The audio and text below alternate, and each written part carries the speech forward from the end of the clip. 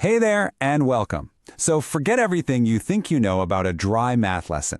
Today, we're on a quest. We're going to crack a code and unlock some seriously powerful and kind of elegant secrets that are hiding inside numbers. We're talking about squares and square roots. All right, let's jump right in. So, here's the game plan. We'll kick things off with the absolute fundamentals, what I'm calling the perfect pair.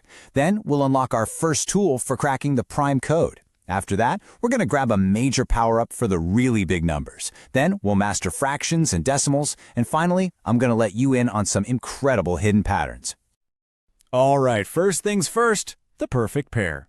Before we can crack any codes, we have to get a feel for this beautiful, almost perfectly symmetrical relationship between a square and its root. So, what exactly is a square? Well, think of it like this. It's what you get when a number high-fives itself.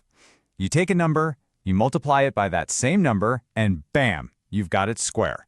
So 5 times 5 gives you its square, 25. Pretty simple, right?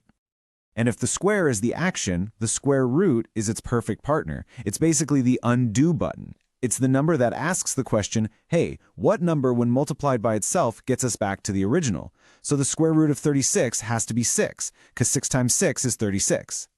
And right here in the source material, we can see this relationship laid out perfectly. They aren't just two random definitions, they're presented as a pair. This idea of a perfect inverse, an action and its undo, is absolutely the key. Once you get this, you've got the foundation for everything else we're about to unlock. Okay, let's grab our first tool and see how this all builds. I mean, it's one thing to know the square root of 36, but what do you do with a trickier number? This next part is all about cracking that code. So here's the scenario. You're staring down a number like 484. It's not one of those friendly squares you have memorized from school, right? So how do you find its root without just randomly guessing? We use what's called the prime factor method. Honestly, think of this as finding a number's secret DNA code. First, you break it down into its most basic building blocks, its prime factors. Then, you look for the identical pairs. And finally, you just pull one factor from each of those pairs and multiply them together.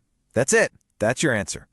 And check this out. The source shows this in action perfectly. We see 484 gets broken down into a pair of 2s and a pair of 11s. So we grab 1 2 from the first pair, 1 11 from the second. We multiply them, and we get 22. The square root of 484 is 22. See? Code cracked. Okay, you've just beaten the first level. But what happens when you're faced with a true boss battle, a behemoth of a number? Well, it's time to level up with a division power-up. I mean, seriously, can you imagine trying to find all the prime factors of a 6-digit number like 276,676? No way! That prime factor method, as cool as it is, just gets way too complicated. So the point is, we need a more powerful, more systematic tool for the job. And here it is, the division method. Now, hang with me, because the first step looks a little weird, but trust me, it's the key that unlocks the entire process. Just like the source shows, you start on the right and group the digits into pairs.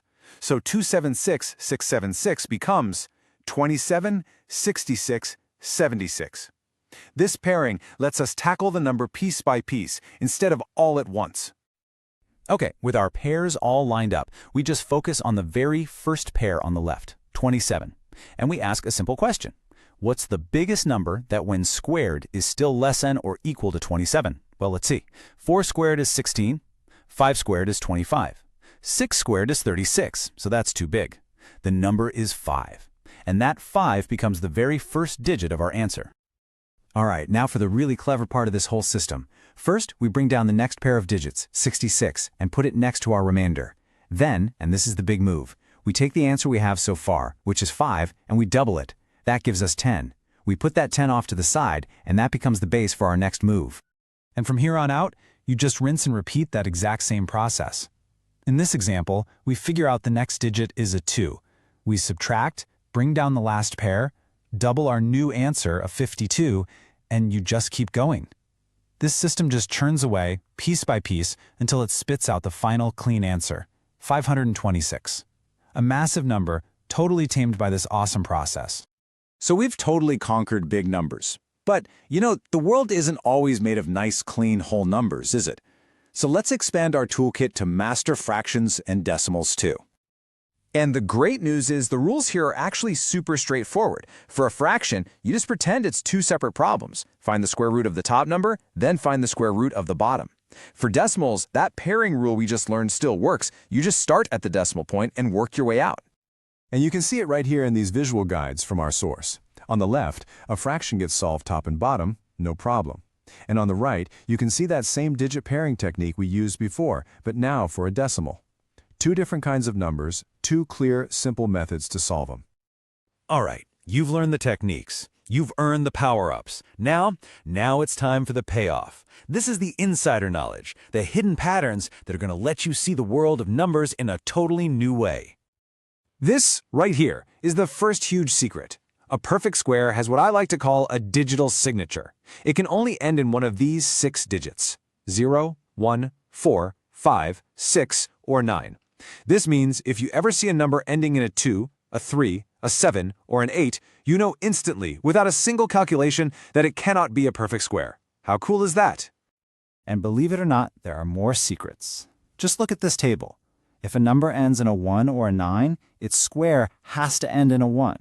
Or how about this? A perfect square will always have an even number of zeros at the end. And the even/odd rule is just beautiful. An even number square is always even, and odds is always odd. These aren't just little tricks. They show you the deep, hidden structure of how numbers work. So there you have it. We've gone from the absolute basics all the way to the secret codes hidden deep inside the numbers themselves. You have the tools now. So my question for you is this. As you go about your day today, how many perfect squares are you going to spot that maybe you never even noticed before?